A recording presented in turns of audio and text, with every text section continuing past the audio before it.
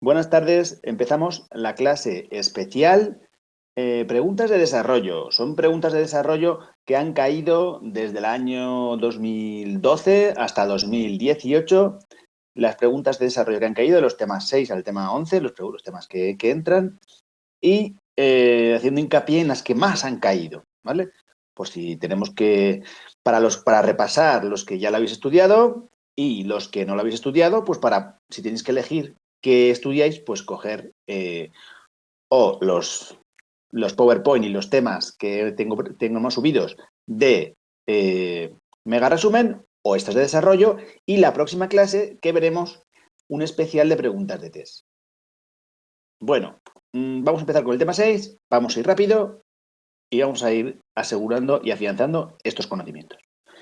Bien, la estructura de las normas jurídicas ha caído una vez, en septiembre de 2019. Pues bueno, ya sabéis, esa estructura lógica de las normas, de este tipo de reglas que rigen los aspectos de la vida, supuesto de hecho. ¿Cuál es la estructura? Supuesto de hecho y consecuencia jurídica.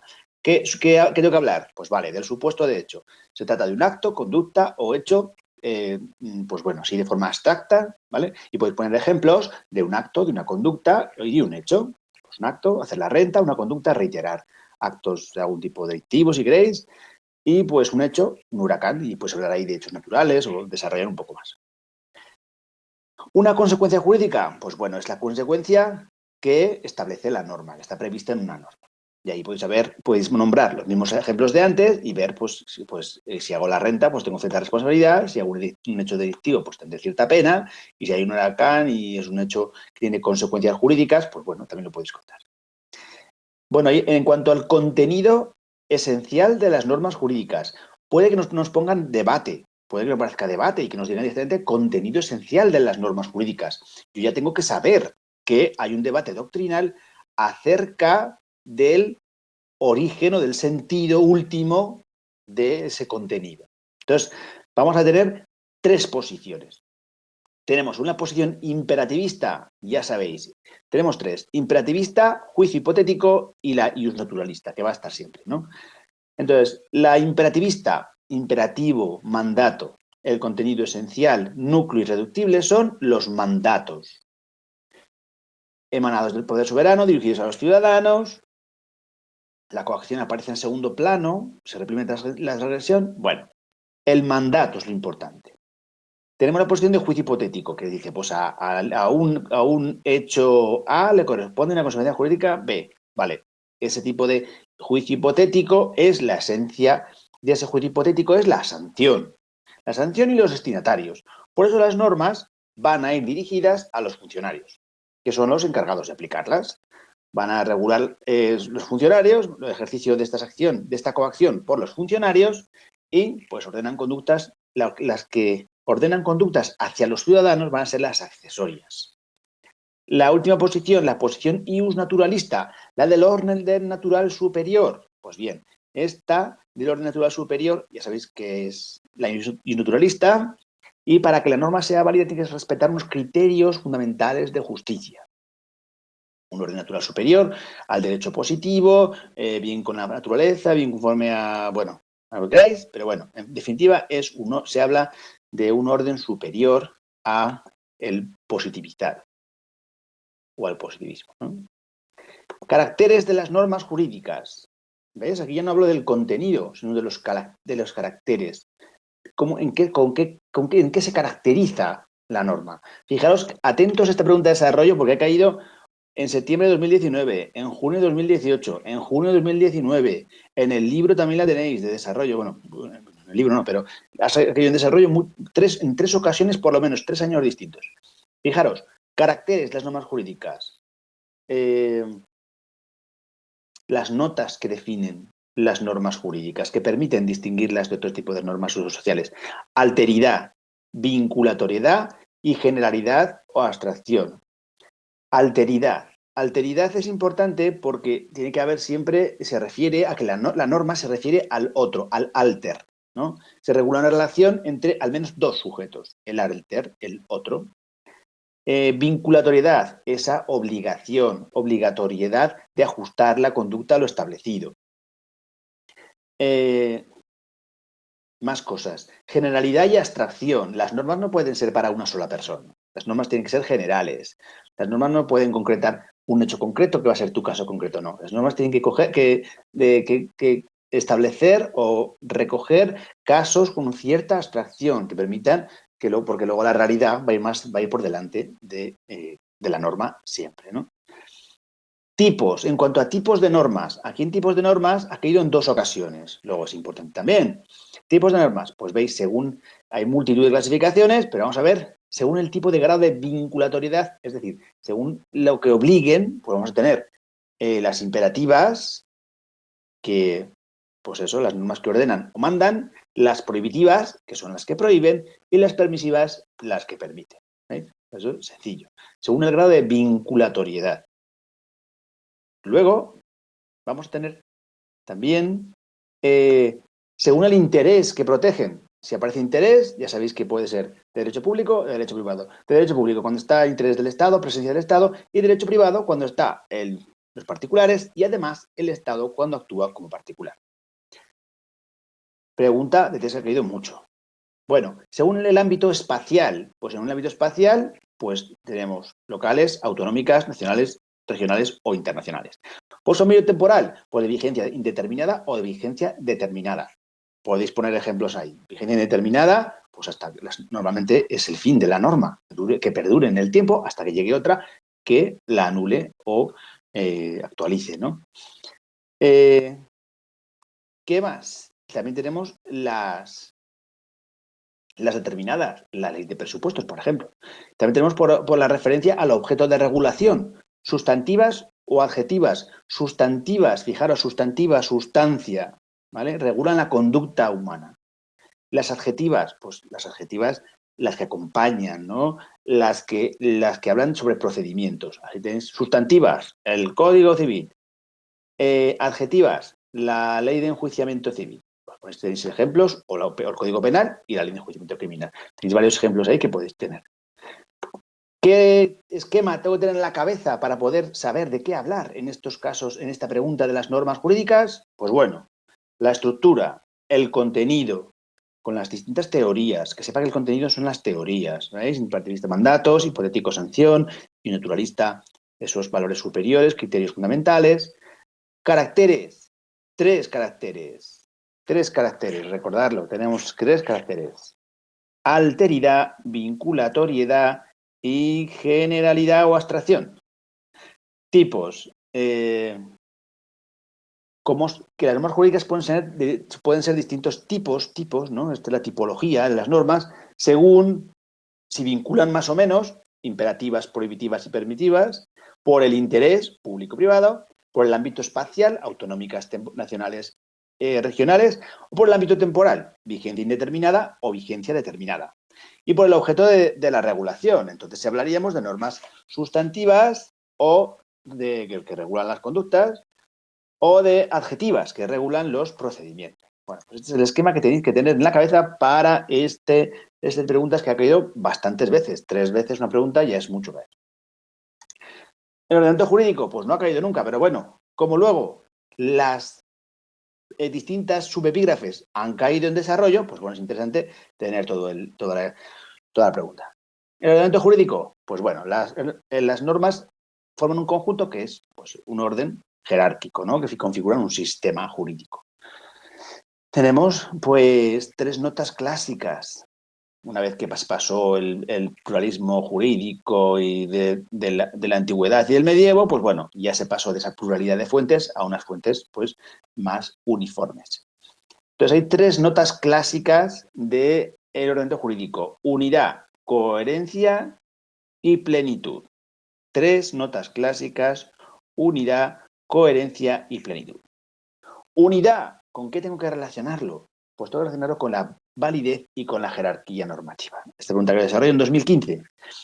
Validez es, pues bueno, el modo propio de existencia de la norma, pues que si un órgano competente y de acuerdo con un procedimiento establecido y no ha sido derogada, pues en principio tienes esa presunción de validez, ¿no? Podríamos decir, como dice la ley de procedimiento administrativo. Bueno, la validez no es una cuestión de forma, también lo es de contenido. ¿Por qué? Porque si es contrario, si deriva de una fuente primaria superior a la Constitución, pues lógicamente no puede ir en contra de ese contenido, debe ser acorde, ¿no? Implica que derivan de la fuente primaria, Constitución, se articulan conforme a la jerarquía y pues al rango de las normas de la jerarquía normativa que ya vimos. O si no, pues lo repasamos, ¿vale? Esta jerarquía tiene como este orden, o sea, jerarquía tiene dos sentidos. Un sentido vertical, que es esta validez, perdón, tiene dos sentidos. El vertical es la que se ordena el concepto de jerarquía, pues que unas normas superiores y hay otras inferiores, ¿no? Jerarquía normativa. Artículo 93 de la Constitución y 1.2 del Código Civil.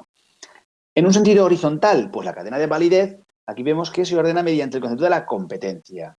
Aquí es horizontal y no hay una validez de unas normas sobre otras, no hay jerarquía, sino que al ser horizontal, pues están unas junto a otras, no sobre otras, ¿vale? Así tenemos las competencias estatales, autonómicas, locales, las que son pues, competencias exclusivas o compartidas. Bueno, para comprender mejor la noción de unidad del ordenamiento jurídico es fundamental la figura de la pirámide normativa. Kelsen, ya sabéis esto, que lo hemos visto varias veces. La Constitución está en la cúspide, con los derechos fundamentales. ¿Qué pasa en estas constituciones? Pues que suelen estructurar los tres poderes estatales, el legislativo, el ejecutivo y el judicial. Algunas constituciones, como la nuestra, además, hacen la organización territorial, y da unidad al conjunto y, pues bueno, punto de arranque de la cadena esta de validez de la que estamos hablando. Más cosas. Las leyes, pues lógicamente, procedencia del legislativo. Se clasifican en la Constitución española en orgánicas reservadas a derechos fundamentales, libertades públicas, régimen electoral y estatutos de autonomía. Para su aprobación, mayoría absoluta. En votación final. Artículo 81 de la Constitución. Leyes ordinarias, pues las que no regulan materias reservadas a ley orgánica. Artículo 81. Para su aprobación requiere mayoría simple. La legislación delegada se denomina decretos legislativos. ¿Qué significa decreto legislativo? Pues si normalmente tienen que elaborar las leyes el legislativo, pues en este caso estamos en un supuesto en que es el ejecutivo el que elabora las leyes. ¿Por qué? Pues porque el Parlamento delega mediante una delegación legislativa en el gobierno la potestad de, pues bueno, de redactar, dictar esas leyes y esos decretos legislativos, que pueden tener como objeto refundir varios textos en uno nuevo, así haremos pues textos refundidos o redactar uno nuevo, lo que se llamaría texto articulado. Bueno, decretos leyes, pues ya sabéis que lo que está a la orden del día. Bueno, decretos leyes, pues expresan esa urgente necesidad, ¿no? Concretamente, extraordinaria y urgente necesidad. El gobierno, ojo, importante, porque es otra forma en la que la norma no emana del legislativo, que es lo propio, sino que emana del ejecutivo. Por eso los decretos leyes, esta vía es el gobierno, ¿vale? Dicta decretos legislativos, decretos leyes de carácter provisional que deberán ser validados en 30 días, ¿vale? El gobierno podrá dictar disposiciones legislativas provisionales que tomarán forma de decretos leyes. No podrán afectar ¿a qué? Pues ni a instituciones básicas del Estado, ni a derechos y deberes fundamentales, ni al régimen de las comunidades autónomas, ni al derecho electoral. ¿Por qué? Pues porque eso no es urgente y extraordinario de necesidad, ¿vale?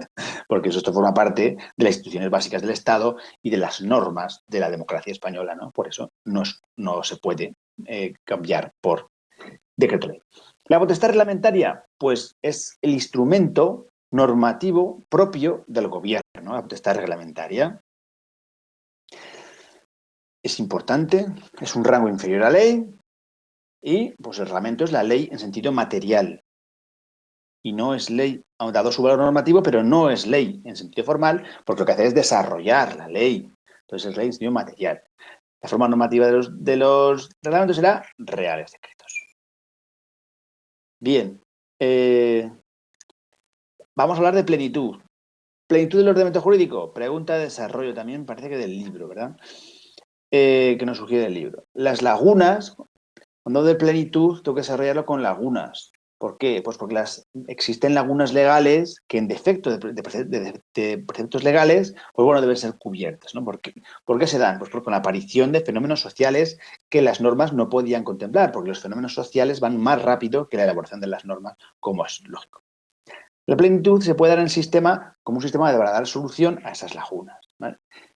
No obstante, el juez, siguiendo con el principio de que no puede abstenerse de resolver un caso planteado, pues no puede alegar insuficiente a la oscuridad de la ley, pues que el procedimiento para completar esas lagunas es la integración.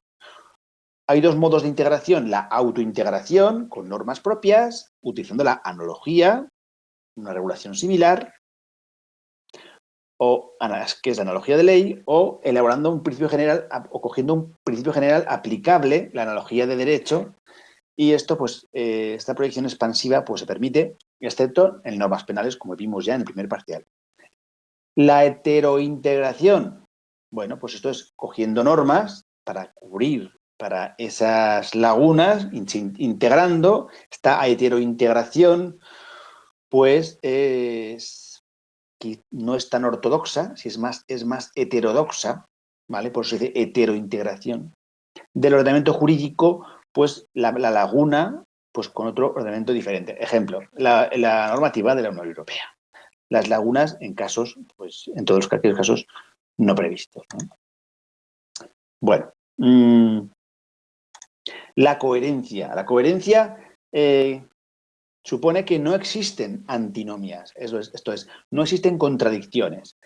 Para que se dé una auténtica situación de contradicción, de antinomia entre dos normas, pues tienen que ser que pertenezcan al mismo ordenamiento jurídico, que estén referidas al mismo destinatario y que contengan regulaciones contrapuestas, ¿vale? Entonces, en estos casos, que hay una antinomia, una contradicción, ¿cómo se resuelve? Pues bueno, tenemos unos criterios para resolverlo. Y esto es muy importante también para los test. ¿Cómo resuelvo las antinomias? Pues con estos criterios que prevalecen unos sobre otros. ¿Cuál es el primero? El jerárquico. La norma de mayor rango deroga la inferior. Y como un criterio es el primero. Primero en orden y prevalece y prima sobre los demás. Por eso es el primero. Segundo criterio, la especialidad. Es decir, la norma especial prevalece sobre la norma general. Y el criterio cronológico, la norma posterior, deroga a la anterior. Primero, jerárquico. Segundo, especialidad. Y tercero, el cronológico.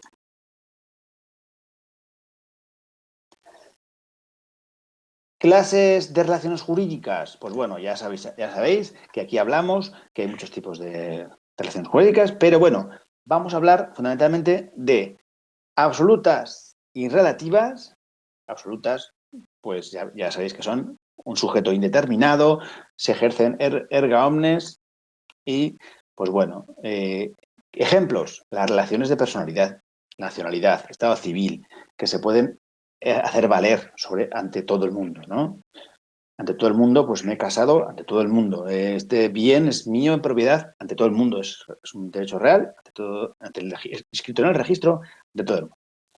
Relativas, por referente a un sujeto determinado, ya no es un sujeto indeterminado, es determinado. Las relaciones familiares, por ejemplo, las obligaciones de crédito o las corporativas. También tenemos como clase de relación desde derecho público o privado. Lo mismo, público interviene en el Estado, privado solo particulares y el Estado cuando actúa como particular, que lo puede hacer perfectamente. Capacidad jurídica y capacidad de obrar. Pregunta que también ha caído mucho, en 3 ocasiones. Importante. Pues bueno, la personalidad jurídica se manifiesta en 2 capacidades. La personalidad jurídica, persona, recordáis, persona jurídica, se manifiesta en 2 capacidades. Una es la capacidad jurídica, la que se tiene por ser persona jurídica, y luego la capacidad de obrar, la que conlleva la acción, ¿no? La posibilidad de accionar. La capacidad jurídica, pues es el presupuesto que te faculta para ostentar la condición de sujeto, tanto activo como pasivo. Esto ha caído en innumerables ocasiones en test. De las relaciones jurídicas, pues tiene que ver con la titularidad. Eres titular, tienes capacidad jurídica y tienes titularidad. Ese título. Capacidad de obrar, pues es la que tienen los sujetos para actuar jurídicamente. Las relaciones, se refiere al ejercicio de las relaciones jurídicas, pues siempre pues, más de 18 años y sin limitaciones, o los supuestos de emancipación con más de 16. Cualquier persona física tiene capacidad jurídica. Claro, porque cualquier persona física tiene capacidad jurídica, en principio, si no ha habido ninguna otra, si no tenemos más información, sí. ¿Todos los sujetos de derecho tienen capacidad jurídica? Si no se nos dice más, sí. ¿Vale? ¿Con independencia de su vida y su salud? Sí. Aun cuando no pudiera obligarse jurídicamente. Efectivamente, tienen capacidad jurídica. Otra cosa es la capacidad oral. La persona civil se extingue por la muerte de las personas. Importante, esto es como muy importante. La capacidad de obrar de las personas físicas se distingue por la incapacidad y la limitación. Debe distinguirse entre incapacidad y limitación. Incapacidad es pues aquel que teniendo pues no has alcanzado la suficiente madurez psíquica o bien la has perdido con la demencia y entonces no puedes tener la capacidad jurídica o te han incapacitado jurídicamente por haber tenido una demencia, por ejemplo. Entonces tienes una representación en tu interés. También tenemos la limitación a la capacidad de obrar, que ocurre cuando se restringe a una persona para determinados actos jurídicos. En las personas colectivas, pues también hay la extensión de esa capacidad, se extiende también a las personas colectivas. Lo que pasa es que siempre alguna persona física tiene que aparecer, ¿no? Bueno, más cuestiones. ¿Qué esquema tengo que tener mental en la cabeza para contestar a concepto, estructura y contenido de la relación jurídica o cualquier cosa relacionada con relación jurídica? Pues bueno, pues tengo que tener este esquema: concepto, estructura, contenido y clases. Concepto, pues ya sabéis, ordenamiento, concepto de relación jurídica, pues es esa relación social que está tutelada por el ordenamiento jurídico, entonces se convierte en relación jurídica, ¿vale? Ya sabéis que Savigny pues distingue entre elemento material, pues que tenemos o de hecho, la relación jurídica en sí misma, y elemento formal, lo que le da la forma y se convierte en relación jurídica, pues el derecho, ¿no? El elemento formal, la forma de esas relaciones que se convierte en jurídica, ¿vale? Material, la relación, o de hecho, formal, la forma, el derecho, ¿vale? La regulación jurídica. Verlo así y queda muy claro. En estructura tenemos elemento, en principio la estructura nos dice que hay dos elementos: el elemento subjetivo, los sujetos de la relación. El elemento subjetivo de la relación jurídica, sujetos, activo y pasivo, ¿vale? No os compliquéis más. El elemento objetivo, el objeto. ¿Cuál es el objeto? Prestaciones y contraprestaciones, ¿vale? Prestaciones y contraprestaciones es el objeto. Sujeto, los obligados, el activo y el pasivo. Objeto, la prestación y la contraprestación. Contenido, pues ya sabéis que aquí en el contenido, que podría ser el tercer elemento, pues sí, en algún test aparece que efectivamente que son tres los elementos: objetivo, subjetivo y contenido, ¿no? Tiene su sentido. Pero bueno, el contenido pues son las deposiciones jurídicas de sujetos, dos tipos de situaciones jurídicas, de situaciones. Las situaciones son una de poder o de deber. De poder, pues tenemos el sujeto activo, es decir, una acción, hacer o no hacer, y de deber, pues la obligatoriedad con el sujeto pasivo de que el sujeto pasivo realice un determinado comportamiento. Clases, pues eso, absolutas y relativas. Absolutas, erga omnes, ante un sujeto indeterminado; relativas ante un sujeto determinado. Pues aquí tenéis los ejemplos que hemos visto ya. Derecho público y derecho privado, pues ya sabéis cuáles son: el Estado y particulares, y Estado cuando actúa como particular. Bueno, más cosas. Sobre el sujeto de la relación jurídica, importante también para desarrollo. Fijaros, concepto, tipos, condición, Luego tenemos también la capacidad jurídica y de obrar, también es importante. Pues fijaros, en cuanto al sujeto, pues ya lo veis, concepto, toda persona, persona es todo sujeto de derecho capaz de relacionarse jurídicamente, pues capaz de ser titular de derechos y obligaciones. Dos tipos, personas físicas, naturales o individuales, y personas jurídicas, asociaciones, corporaciones, fundaciones, ya lo sabéis. Condición jurídica de persona implica personalidad jurídica, que podemos definir como la aptitud para ser sujeto de relaciones jurídicas.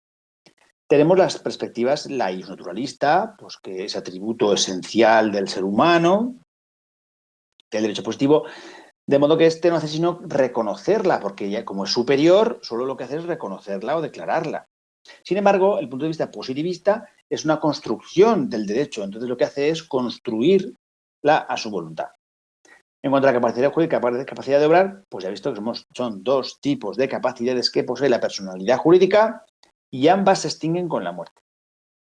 Tenemos dos, capacidad jurídica, facultad para ostentar la condición de sujeto, pues activo, pasivo, de relaciones.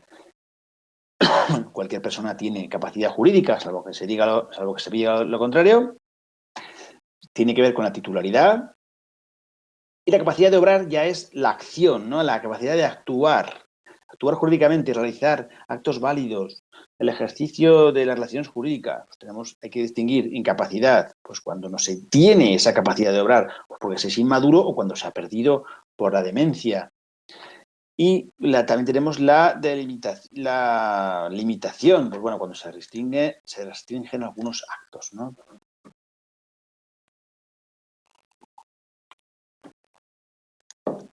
Bueno, del tema persona, familia y herencia, ¿qué es importante? Pues bueno, el derecho de familia y su división ha caído una vez. Regular las relaciones personales y patrimoniales de sus miembros. Fijaros, regula las relaciones personales y patrimoniales de sus miembros. ¿Cómo se regula? Pues con derecho público, porque hay normas inderogables por los particulares, y con derecho privado, porque hay otras partes que normas que se pueden regular. ¿Cómo se construye? Pues con la Constitución y el Código Civil fundamentalmente. ¿Qué es importante? Pues que los poderes públicos tienen que asegurar, según el artículo 39 de la Constitución, la protección social, económica, jurídica, la familia y algunas cuestiones de familia, de derecho de familia son pues, el matrimonio y las relaciones. Todos los hijos son iguales, independientemente de la filiación. ¿Qué son los alimentos? Pues alimento es todo. ¿Quién se los tiene que prestar obligatoriamente? Pues bueno, obligatoriamente se tienen que prestar los parientes, cónyuges, ascendientes, descendientes y hermanos. ¿Qué es el alimento? Pues bueno, lo indispensable para el sustento. Habitación, vestido, asistencia médica y educación si se trata de un menor de edad. La tutela y curatela son instituciones que suplen a la patria potestad por inexistencia de los padres. En Roma tenemos pues dos concepciones de matrimonio. En la Roma clásica, previa al cristianismo, pues donde había, pues nos habla de la unión estable, el honor matrimoni, que perdurará mientras exista afectio maritalis, recíproca entre los cónyuges. Y se extinguirá cuando cese pues, la afectio maritalis, el amor, ¿no? La norma posclásica, cuando aparece ya la influencia cristiana, pues tenemos ya como su carácter de sacramento y por tanto se convierte en indisoluble y en sacramento y tiene ese valor de definitivo consentimiento inicial. El hombre y la mujer tendrán, según la Constitución, artículo 32, igualdad jurídica. En cuanto a la crisis del matrimonio, pues bueno, tenemos la crisis o extinción. Cuando se produce la crisis o extinción, pues bueno, hay que distinguir entre disolución, cuando se extingue el vínculo, ¿por qué? Pues por la muerte de alguno de los cónyuges o por el divorcio.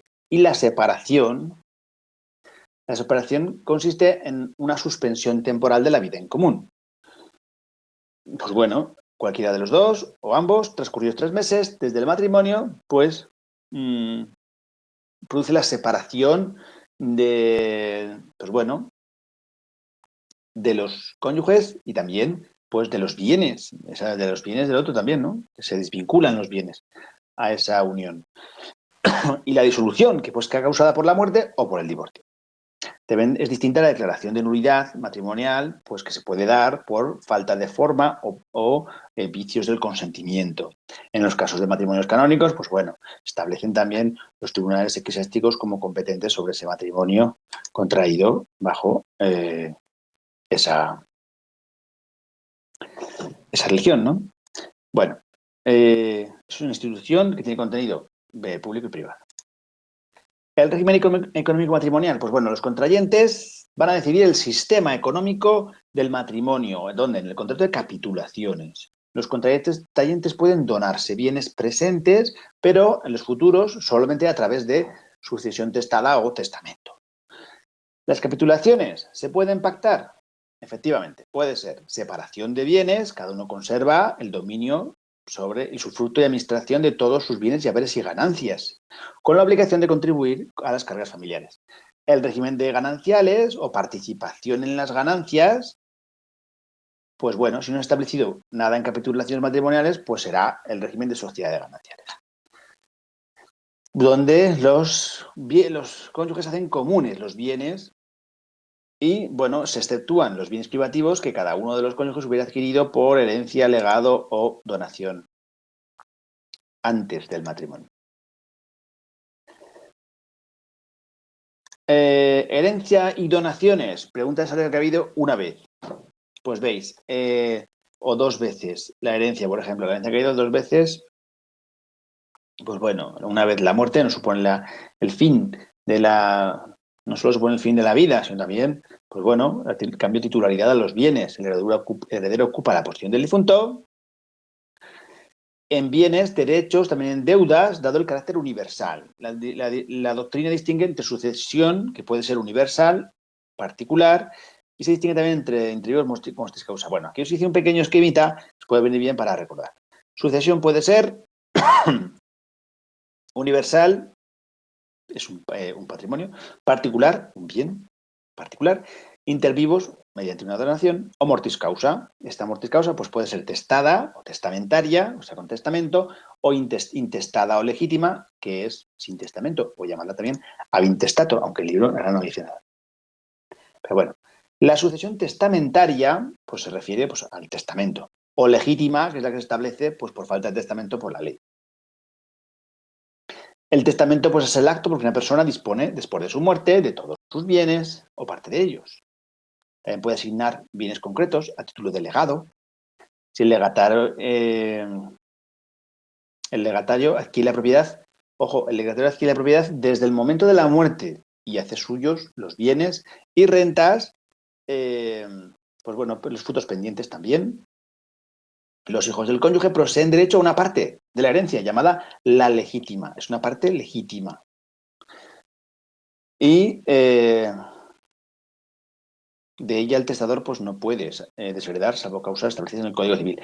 La legítima de los hijos y descendientes es 2/3 del caudal hereditario, pudiendo disponer el testador de una tercera parte a título de mejora y en tercera parte que es libre disposición. Ahora lo vamos a ver con el esquema, como ya vimos el otro día. Pues bueno, aquí lo tenéis. Los hijos y el cónyuge poseen derecho a una parte llamada legítima. De ella no puede privarles el testador salvo por causas establecidas en el Código Civil. La legítima de los hijos y descendientes son 2/3 partes del caudal hereditario. Ahí lo tenéis. Pudiendo el testador disponer de una parte de ellas a título de mejora. Sí, también pone el libro Los Legitimarios. Sí. Por último, la tercera parte de la herencia es de libre disposición.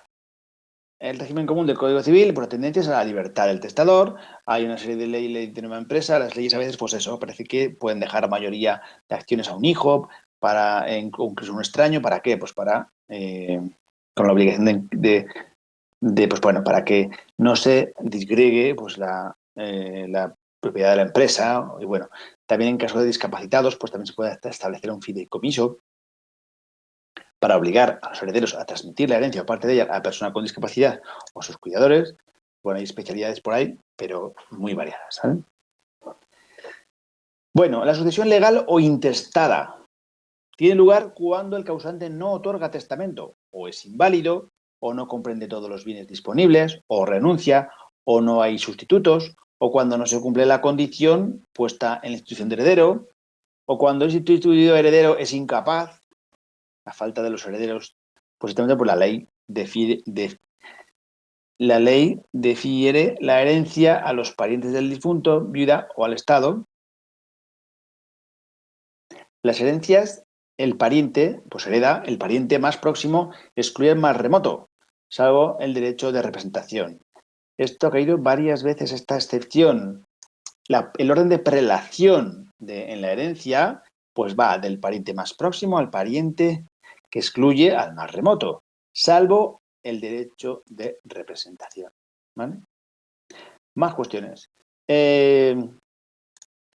Derechos real, vamos al tema 10. Derecho real, derecho de crédito. Esto ha caído en septiembre de 2013, hace mucho. Derecho real. Ya veis, derecho subjetivo que otorga determinados poderes y facultades a titular que ejerce sobre una cosa, con dos características, la rei persecutoriedad y el carácter erga omnes, frente a todos. Rei persecutoriedad implica que el derecho acompaña a la cosa con independencia del donde se encuentre o del poseedor. Y erga omnes que se puede hacer valer frente a todos, como ya sabéis. Gallo en sus instituciones, pues una acción, hablaba también ya de que es una acción personal, cuando reclamamos contra el que nos está obligado a dar o a hacer. Hay dos posturas, una postura clásica, porque la doctrina no es pacífica respecto a, pues bueno, a esta acción de propiedad, ¿no? Como es. La postura clásica dice que es una potestad directa. Y la postura obligacionista dice que es la facultad de exigir a todos una obligación pasiva. ¿Veis? Pues son dos posturas. La clásica, que es una potestad directa sobre una cosa, y la obligación obligacionista, pues la obligacionista, bien de obligación, pues habla pues, de eso, de una facultad para exigir a los demás pues, que hagan una obligación positiva de respeto a su derecho, sobre todo. El poder de titular se realiza y ejercita de manera directa y inmediata sobre la cosa, los derechos reales y el derecho pues, de crédito pues, constituyen dos grandes tipos de derechos, ¿no? Y hay dos diferencias importantes. En los reales, ¿qué diferencias son importantes? El titular ostenta frente a todos, un derecho sobre una cosa frente a todos.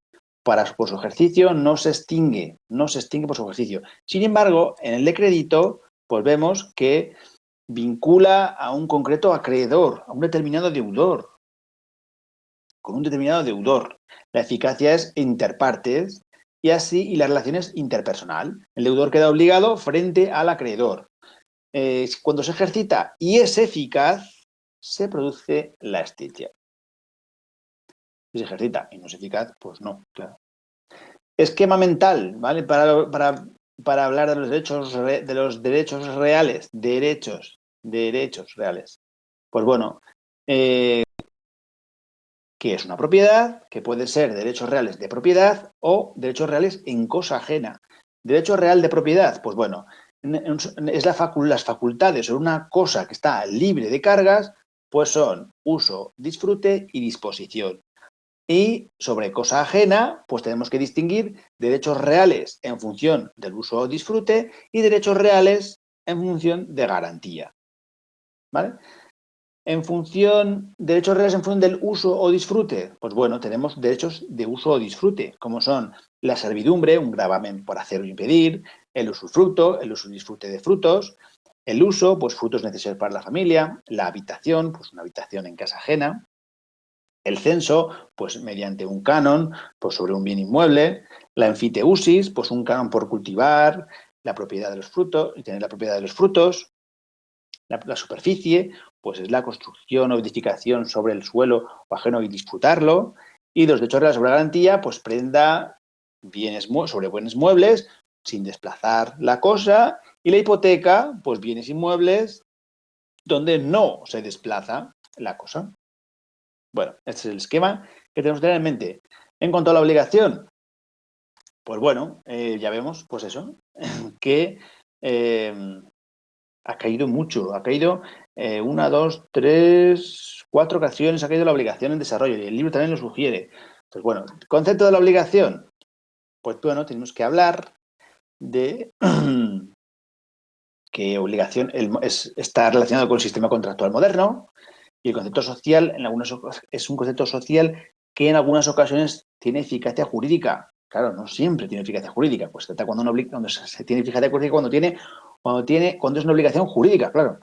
La obligación que deriva, pues podemos hablar de distintos tipos de obligaciones, ligaduras, vínculos. El derecho a la expresión de obligación, pues dos personas, entre ellas acreedor, deudor. Las obligaciones pueden derivar de una relación personal, pues familiar, un vínculo, y la obligación jurídica pertenece a esta categoría de obligaciones de las relaciones personales. En otros casos puede derivar de que uno mismo se autoexige y se autoobliga a un comportamiento determinado. También me puedo autoobligar. O me obligo en relaciones o me autoobligo. Bueno, en cuanto al concepto, la definición dogmática o doctrinal encontramos ¿dónde? En las instituciones del emperador Justiniano, ese vínculo jurídico por el que quedamos constreñidos a hacer alguna cosa según las leyes. Un vínculo, es decir, una relación. Un vínculo jurídico que produce o genera efectos jurídicos. Constreñidos a hacer alguna cosa, pues que hay una obligación, un deber. Según las leyes de nuestra ciudad, pues bueno, que tiene que ser exigible según las normas, que tiene que aparecer en las normas. Otra definición del jurista del siglo XIII, Paulo, nos dice, pues hace más hincapié pues, en la esencia de constreñir a otro para que nos dé, haga o preste algo. Vamos ya un poco ya al contenido. Pues bueno, la obligación es un vínculo jurídico, quedamos compelidos a hacer alguna cosa. En definitiva, esta última es la que se ha quedado en nuestro Código Civil español y define la obligación no por cómo es, sino por su contenido. No por su significado, sino por su contenido. Por eso dice que la obligación consiste en dar, hacer o no hacer una cosa. Pregunta de test que ha habido muchas. Es interesante que si habláis de eso, pues que se define la obligación por su, no por su significado o su terminología, sino por su contenido, pues bueno, estáis contestando la pregunta de desarrollo muy bien. Se entiende por contenido de la obligación, pues bueno, lo que decíamos, la conducta o comportamiento consecuencia del vínculo. Dar, entregar a favor de un acreedor, hacer una cosa a favor de un comportamiento, actividad profesional, lo que ponéis ejemplos, que están muy bien los ejemplos para según el desarrollo, pero cortos, que tenéis poco espacio. No hacer, pues debe abstenerse de hacer algo que podría hacerse. El Código Civil nos dice que, pues bueno, en las obligaciones y contratos, que toda obligación consiste en dar, hacer o no hacer. Incorpora lo que decíamos las institutas de Paulo, que lo define por su contenido. Deja fuera el rasgo de su exigibilidad, ¿vale? Interesante apreciación para el desarrollo. Clases de obligaciones. Pues bueno, está caído una vez, en 2013. Las clases de obligaciones por los sujetos, pues bueno, por razón de los sujetos intervinientes, pues tienen que ser obligaciones con sujeto determinable. O sea, no hace falta que esté determinado, pero que se pueda determinar. Así, estos sujetos, ¿cómo pueden ser esas obligaciones entre los sujetos? Pues las obligaciones entre los sujetos pueden ser parciarias, es decir, que cada uno asume solo su parte, parciarias, cada uno su parte, se obliga a pagar su parte y cada uno está facultado a reclamar la parte que toca de su crédito. Y las obligaciones cumulativas. Las cumulativas pues son aquellas en las que cada uno de ellos se obliga a satisfacer al acreedor el total del montante íntegro. Y si lo hace, libera a los demás. Las obligaciones solidarias, pues cada uno de los acreedores, solidaridad activa, está facultado para exigir a cada uno de los deudores el importe íntegro. Se distingue, pues bueno, si uno de los deudores cumple, pues abona el total, libera a los demás. Y luego lo que hace es repercutirles o reclamarles la parte a cada uno, ¿no? Pues bueno, parciarias, cumulativas y solidarias. ¿Por razón del objeto? Pues bueno, el principal criterio distingue entre obligaciones genéricas y específicas. Y también hay divisibles o indivisibles. Obligaciones genéricas, pues aquellas que son fungibles, sustituibles, imperecederas, el dinero, ¿no? Específicas, entregar una cosa concreta. Una cosa concreta, no dinero, sino que no es una cosa fungible o sustituible, sino concreta. Las obligaciones divisibles que se pueden cumplir por partes, pues bueno, pues se pueden hacer por partes, trabajos por partes o en plazos, o indivisibles, por ejemplo, hacer un cuadro, un retrato al óleo, pues que son indivisibles. Que Es una prestación única. Más cuestiones. Por razón de los efectos, pues ya vemos, efectos pues pueden ser obligaciones civiles, morales y naturales. Civiles, aquellas que se pueden exigir judicialmente. Morales, no exigibles judicialmente. Obligaciones naturales, pues bueno, están a medio camino entre las civiles y las morales. Pues bueno, carecen de acción, pero tienen efecto de retención sobre la cosa y si se cumple, pues bueno, se puede cumplir voluntariamente o se puede exigir, ¿vale? Bueno, hay lo de los tres, civiles, morales y naturales. Aquí tienes el esquema que tenemos que tener en mente para las obligaciones. Pues bueno, todo aquí lo tenéis, contenido, dar, hacer, no hacer, por clases, por la razón de los sujetos, sujeto, objeto y efectos. Sujeto, parciarias, por las obligaciones entre los sujetos, parciarias, cumulativas y solidarias, por razón del objeto, genéricas, específicas, divisibles y no divisibles, o indivisibles, y por los efectos civiles, morales y naturales. Como veis, pues un esquema de cada pregunta es importante tener en mente. El objeto de la obligación, pregunta de desarrollo que ha caído muchas veces y recientemente, el año pasado, el año anterior. La obligación, objeto de la obligación, pues la prestación y sus requisitos. Prestación, pues es la denominación genérica de la obligación. Pues es lícita, pues tiene que ser, para que sea válida, posible, lícita, determinada o determinable y de contenido patrimonial. Posible, pues bueno, no podrán ser objeto de contrato cosas que son imposibles, ¿vale? Entonces, bueno, nos dice el Código Civil que si alguien se obliga a hacer lo que es imposible, pues es nulo, porque no ha existido nunca. Esa imposibilidad debe de ser absoluta, es decir, que sea objetiva, que afecte a toda persona, que sea, si imposible, sea relativa, una persona. También tenemos que puede ser física o jurídica. Física, pues que no se puede algo que no existe, no puede entregar la luna, o jurídica, que esté fuera del comercio de los hombres. Lícita, nadie puede quedar obligado por una prestación ilícita, siempre que no sean cosas contrarias a la ley y la moral y el orden público, ¿vale? Pues ahí habla de la licitud de la obligación. Para la validez tiene que ser posible y lícita. Más cosas, determinada o determinable, efectivamente, tiene que estar determinado. No existe deuda que no se pueda determinar, que no se pueda cuantificar. Es posible determinarla sin necesidad de un nuevo convenio entre los contratantes. De contenido patrimonial, pues bueno, el objeto de puede ser valorado, que se pueda traducir económicamente, que se pueda fijar una responsabilidad, que pueda formar parte de la cuantía de una demanda, básicamente, ¿no? La responsabilidad contractual. Pues bueno, aquí tenemos que el contrato genera obligaciones que deberán ser cumplidas. No obstante, existen supuestos, como el caso fortuito, la fuerza mayor, en la que su incumplimiento no provoca responsabilidad. ¿Vale? Pues bueno, aquí pues el deber, una obligación de responsabilidad, hay que diferenciarlo de esta obligación de la responsabilidad contractual. Aquí os explican vagamente la responsabilidad extracontractual y la responsabilidad contractual, ¿vale? El concepto de incumplimiento, pues la premisa de responsabilidad contractual, se produce incumplimiento, pues el deudor no cumple, pues bueno, ahí lo tenéis. Más cuestiones, más preguntas de desarrollo. Pues seguimos con esta. El Código Civil aborda el artículo, bueno, quedarán sujetos a indemnización los daños y perjuicios causados en el cumplimiento de las obligaciones que incurrieran en dolo o negligencia o morosidad y de cualquier otro modo contravinieren el tenor de aquellas. Pues bueno, es obvio que mientras hay dolo o negligencia, los criterios de imputación, bla, bla, bla, y si el deudor no cumple o cumple tarde, pues bueno, se puede exigir siempre el cumplimiento, más los daños y perjuicios. Y bueno, las 4 principales variantes contractuales, pues bueno, aquí tenéis compra-venta, tenemos en primer lugar que las 4 no han caído en pregunta de desarrollo, pero te puede caer una de ellas perfectamente.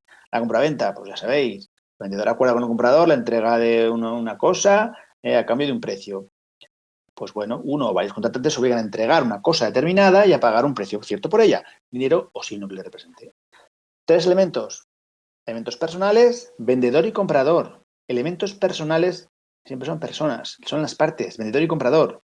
Pregunta que ha caído mucho y no hay por qué fallarla. Elementos reales, cosa y precio.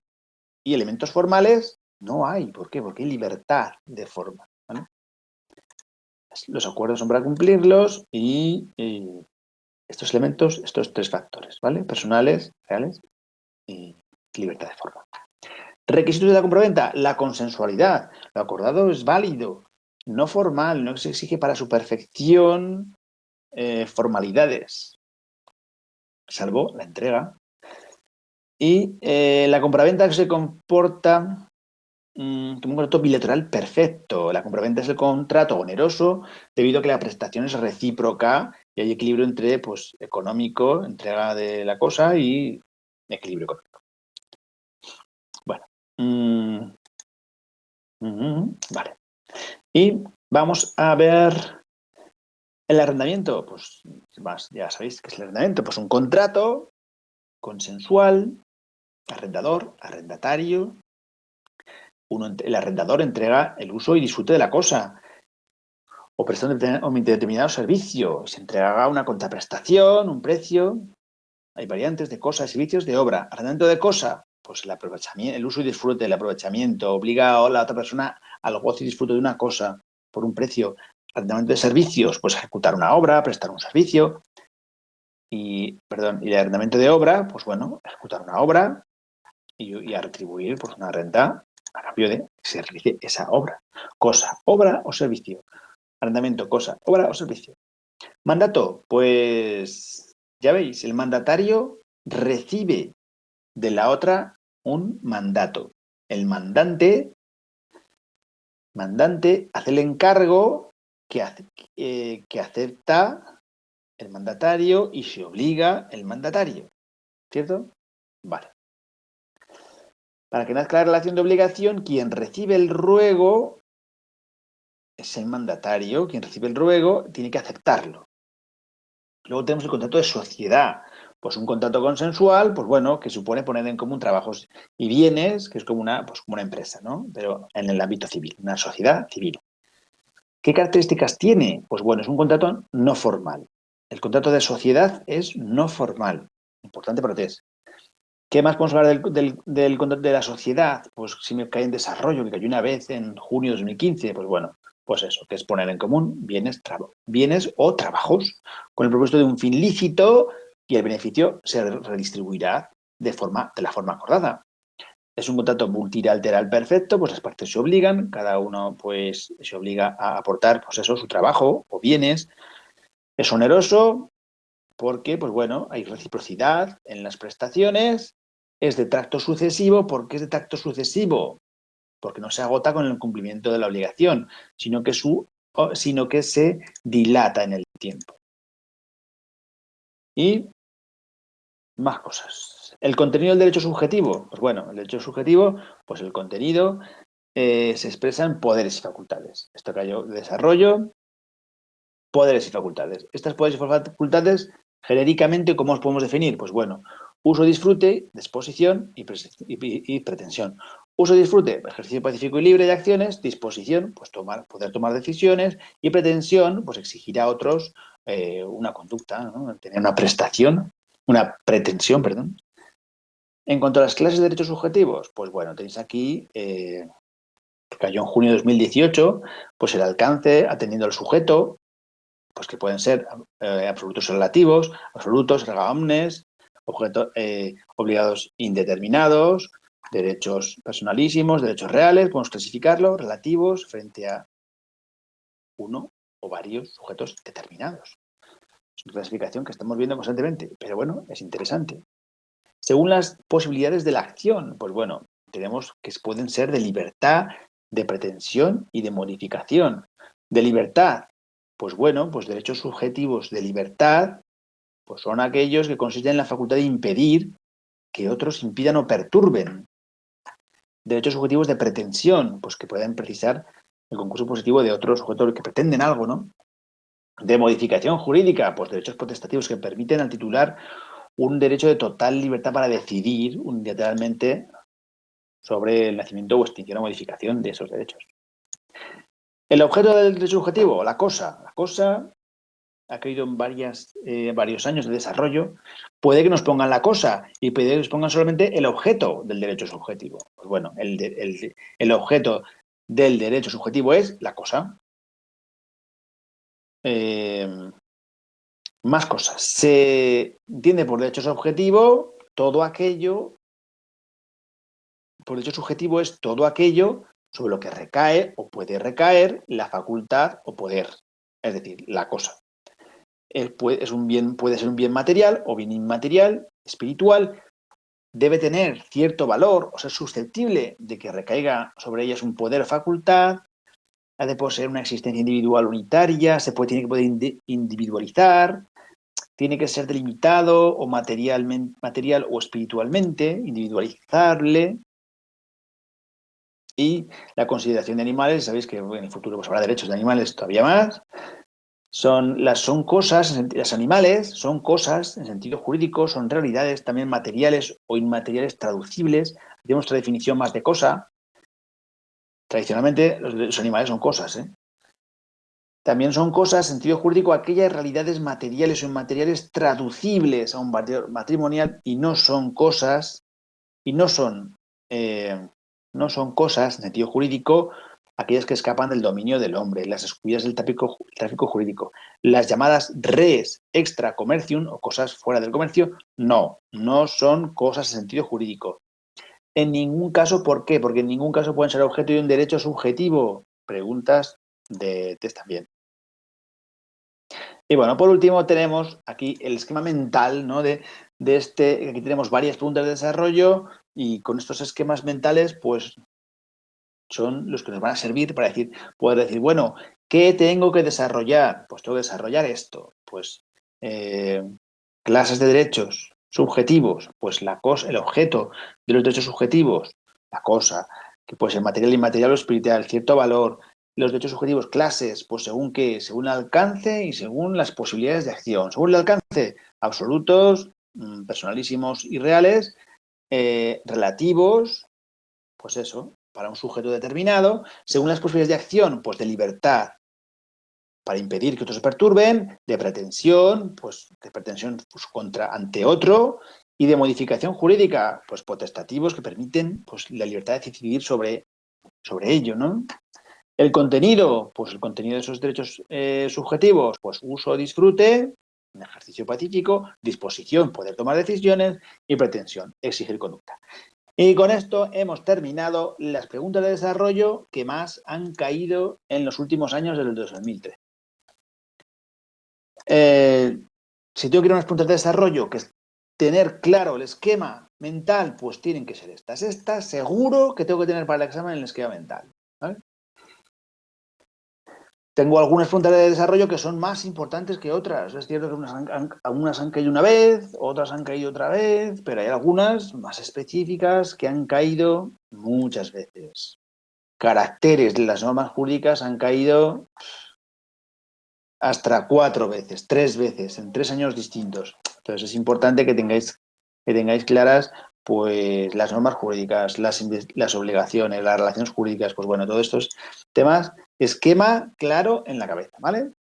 Bueno, y con esto aquí lo vamos a dejar. Muchas gracias. Nos vemos en el siguiente vídeo. Tenéis la descripción del vídeo. Y bueno, el próximo día veremos es un especial solo preguntas de test. Solo únicamente preguntas de test. Así que mucho ánimo, mucha suerte y nos vemos en el siguiente vídeo. Muchas gracias a todos y mucho ánimo.